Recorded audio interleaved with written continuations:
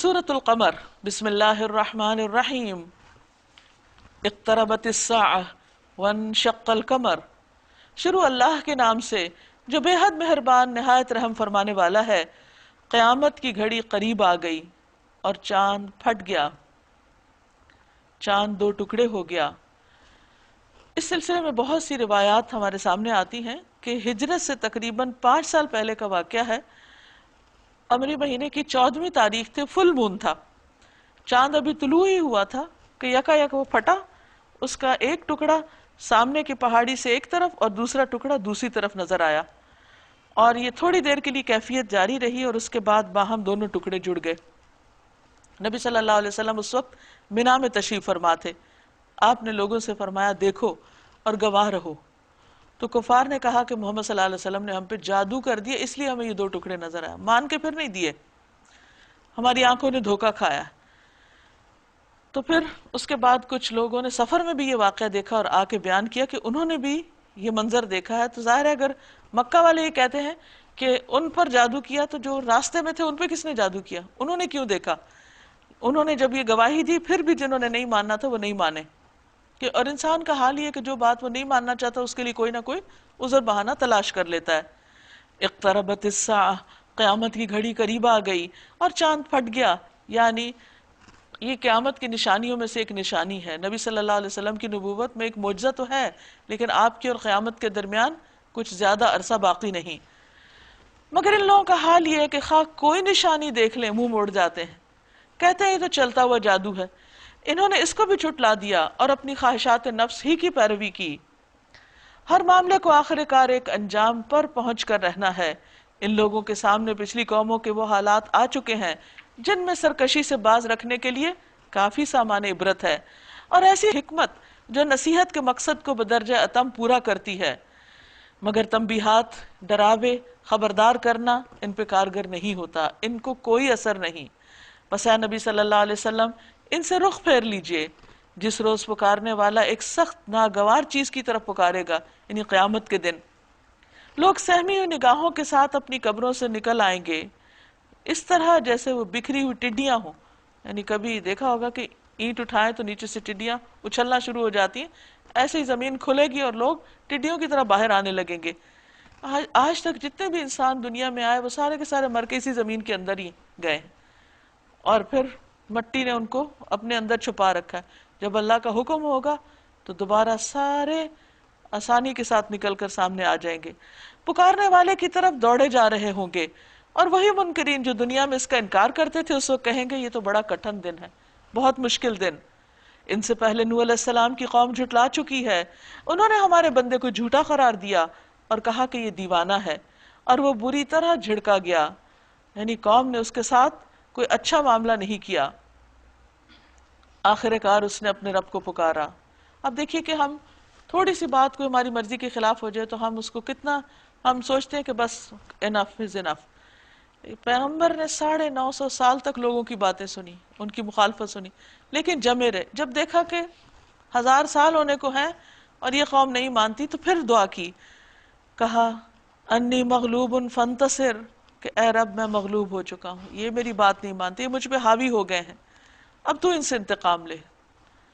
تب ہم نے موسلا دھار بارش سے آسمان کے دروازے کھول دیے اور زمین کو پھاڑ کر چشموں میں تبدیل کر دیا، زمین بھی پانی اگلنے لگی، اور یہ سارا پانی اس کام کو پورا کرنے کے لیے اکٹھا ہو گیا، یعنی آسمان اور زمین کا باہم مل گیا اور بیچ میں یہ ڈوب گئے جو مقدر ہو چکا تھا۔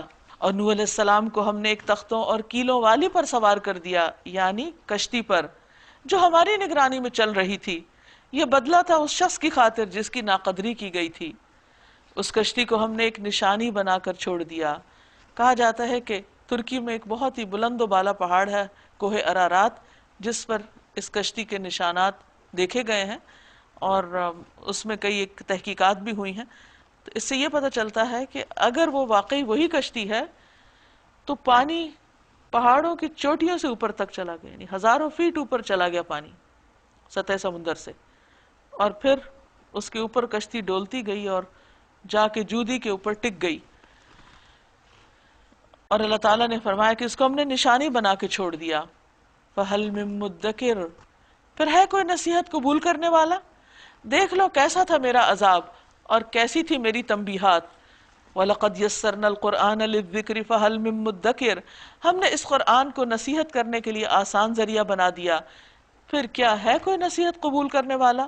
کعب بیان کرتے ہیں قرآن کو لازم پکڑ لو، کیونکہ قرآن عقل کی تیزی، حکمت کی روشنی، علم کا سرچشمہ ہے، اور اللہ کی طرف سے نازل ہونے والی کتابوں میں سب سے نئی کتاب۔ اللہ نے تورات میں یہ بات فرمائی ہے کہ اے محمد میں تم پر جدید تورات نازل کروں گا صلی اللہ علیہ وسلم، جو نابینا آنکھوں، بہرے کانوں اور غفلت میں پڑے ہوئے دلوں کو کھول دے گی۔ کذبت عاد، عاد نے جھٹلا دیا، فکیف کان عذابی ونذر، تو دیکھ لو کہ کیسا تھا میرا عذاب اور کیسی تھی میری تنبیہات۔ ہم نے ایک پہم نحوست کے دن سخت طوفانی ہوا ان پر بھیج دی، جو لوگوں کو اٹھا اٹھا کر اس طرح پھینک رہی تھی جیسے وہ جڑ سے اکھڑے ہوئے کھجور کے تنے ہوں۔ بس دیکھ لو کیسا تھا میرا عذاب اور کیسی تھی میری تنبیہات، خبردار کرنا۔ وَلَقَدْ يَسَّرْنَا الْقُرْآنَ لِلذِّكْرِ فَهَلْ مِن مُدَّكِرٍ، ہم نے اس قرآن کو نصیحت کے لیے آسان ذریعہ بنا دیا، پھر کیا ہے کوئی نصیحت قبول کرنے والا؟ بار بار پکارا جا رہا ہے، اللہ تعالیٰ پوچھ رہے ہیں کیا ہے جو کوئی اس سے فائدہ اٹھائے؟ سمود نے تنبیہات کو جھٹلایا اور کہنے لگے ایک اکیلا آدمی جو ہم میں سے ہی ایک ہے، کیا اب ہم اس کے پیچھے چلیں؟ یعنی انہیں یہ چیز اپنی حیثیت کے خلاف نظر آئی کہ انسان کو جو انہی کی قوم میں سے ایک ہے اس کو اپنا لیڈر مانے، اس کا اتباع ہم قبول کر لیں تو اس کے معنی یہ ہوں گے کہ ہم بہک گئے ہیں اور ہماری عقل ماری گئی۔ کیا ہمارے درمیان بس یہی ایک شخص تھا جس پر خدا کا ذکر نازل کیا گیا؟ بل ہوا کذاب اشر، نہیں بلکہ یہ پرلے درجے کا جھوٹا ہے، پیغمبر کو جھوٹا قرار دے رہے ہیں اور برخود غلط ہے، یعنی اس کے پاس کوئی خیر نہیں۔ ہم نے اپنے پیغمبر سے کہا کل ہی انہیں معلوم ہوا جاتا ہے کہ کون پرلے درجے کا جھوٹا اور برخود غلط ہے، ہم اونٹنی کو ان کے لیے فتنہ بنا کر بھیج رہے ہیں۔ اب ذرا صبر کے ساتھ دیکھیے کہ ان کا انجام کیا ہوتا ہے۔ ان کو جتا دے کہ پانی ان کے اور اونٹنی کے درمیان تقسیم ہوگا، کیونکہ انہوں نے خود مطالبہ کیا تھا کہ ہمیں کوئی نشانی دکھائی جائے اور ایک اونٹنی نکالی جائے چٹان کے اندر سے۔ اللہ سبحانہ وتعالیٰ نے وہ اونٹنی بھیج دی، لیکن جب اونٹنی آئی تو اس نے ان کا کنویں کا پانی پینا شروع کر دیا، تو پریشان ہوئے اور انہوں نے کہا کہ کس طرح اس سے جان چھڑائی جائے۔ تو بہرحال پہلے تو باری مقرر کی گئی کہ ایک دن اونٹنی کے پینے کا اور ایک باقی قوم کے لینے کا، تو اس پر یہ راضی نہ ہوئے اور بالآخر انہوں نے اونٹنی کی کونچیں کاٹ ڈالی۔ اب ذرا صبر کے ساتھ دیکھو کہ ان کا انجام کیا ہوا۔ ان کو بتا دیجئے کہ ان کے اور اونٹنی کے درمیان پانی تقسیم ہوگا اور ہر ایک اپنی باری کے دن پر آئے گا، یعنی پانی پینے کے لیے، پانی لینے کے لیے۔ آخرکار ان لوگوں نے اپنے آدمی کو پکارا اور اس نے اس کام کا بیڑا اٹھایا اور اونٹنی کو مار ڈالا، پھر دیکھو کہ کیسا تھا میرا عذاب اور کیسی تھی میری تنبیہات۔ ہم نے ان پر بس ایک ہی دھماکہ چھوڑا اور وہ باڑے والے کی روندی ہوئی باڑ کی طرح بھوس ہو کر رہ گئے، یعنی بالکل کھائی ہوئی چیز اور ردی مال۔ وَلَقَدْ يَسَّرْنَا الْقُرْآنَ لِلذِّكْرِ فَهَلْ مِن مُدَّكِرٍ، ہم نے اس قرآن کو نصیحت کے لیے آسان ذریعہ بنا دیا، اب ہے کوئی نصیحت قبول کرنے والا؟ یعنی قرآن کے پڑھنے، پڑھانے، سیکھنے، سکھانے کا اصل مقصد کیا ہے؟ کہ اس سے نصیحت دی جائے اور اس کے مطابق اپنی زندگی میں تبدیلی لائی جائے۔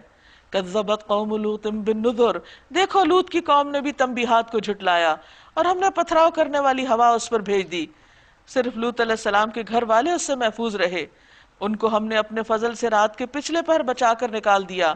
یہ جزا دیتے ہیں ہم ہر اس شخص کو جو شکر گزار ہوتا ہے، یعنی ان کو عذاب سے بچانا تھا، کس بنا پر؟ ان کی شکر گزاری کی بنا پر۔ لوط علیہ السلام نے اپنی قوم کے لوگوں کو ہماری پکڑ سے خبردار کیا، مگر وہ ساری تنبیہات کو مشکوک سمجھ کر باتوں میں اڑاتے رہے، یعنی انہوں نے سنجیدگی سے نہیں لی کوئی بات۔ پھر انہوں نے اسے اپنے مہمانوں کی حفاظت سے باز رکھنے کی کوشش کی، آخرکار ہم نے ان کی آنکھیں موند دی، یعنی قوم لوط کی جو فرشتوں کی طرف دوڑی آ رہی تھی۔ کہتے ہیں کہ 3 بڑے فرشتے عذاب لے کر گئے تھے، جن میں جبریل علیہ السلام، میکائیل علیہ السلام اور اسرافیل علیہ السلام تھے۔ آخر کار ہم نے ان کی آنکھیں موند دی کہ چکھو میرے عذاب اور میری تنبیہات کا مزہ، فذوقوا عذابی ونذر، چکھو اب میرے عذاب اور میری تنبیہات کا مزہ۔ صبح سویرے ہی ایک اٹل عذاب نے ان کو آ لیا، چکھو مزہ اب میرے عذاب کا اور میری تنبیہات کا۔ وَلَقَدْ يَسَّرْنَا الْقُرْآنَ لِلذِّكْرِ فَهَلْ مِن مُدَّكِرٍ، ہم نے قرآن کو نصیحت کے لیے آسان ذریعہ بنایا، بس ہے کوئی جو نصیحت قبول کرے؟ اور آل فرعون کے پاس بھی تنبیہات آئی تھی، مگر انہوں نے ہماری ساری نشانیوں کو جھٹلا دیا، آخر کو ہم نے انہیں پکڑا جس طرح کوئی زبردست قدرت والا پکڑتا ہے۔ کیا تمہارے کفار کچھ ان لوگوں سے بہتر ہیں یا آسمانی کتابوں میں؟ اکفارکم خیر من اولئکم ام لکم براءۃ فی الزبر، کیا تمہارے کفار کچھ ان لوگوں سے بہتر ہیں، پچھلی قومیں جو تباہ ہوئیں ان سے یہ زیادہ اچھے ہیں؟ یا آسمانی کتابوں میں تمہارے لیے کوئی معافی لکھی ہوئی ہے کہ تم جتنے بھی بگڑو، جو بھی غلط کام کرو، تمہاری پوچھ نہیں ہوگی؟ ان لوگوں کا کہنا یہ ہے کہ ہم ایک مضبوط جتھا ہیں، اپنا بچاؤ کر لیں گے، ان قریب یہ جتھا شکست کھا جائے گا۔ بدر کی طرف اشارہ ہے۔